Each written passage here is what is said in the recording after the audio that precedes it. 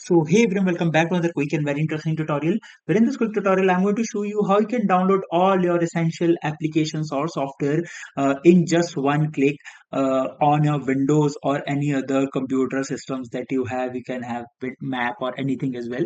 Now, in order to do it, just simply open any of the browser you have. For example, if I open the Google Chrome browser for me, and here you have to go to this website that is ninite.com. You can check the correct URL. Just simply go over there, and now here you just simply need to check mark the softwares that you want to download. For example, let's say Edge, Teams, Discord, and everything I select.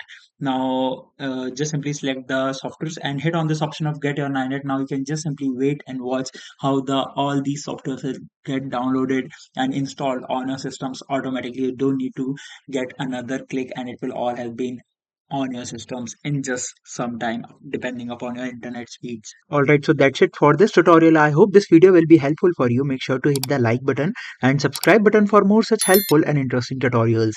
See you in the next one. Take care.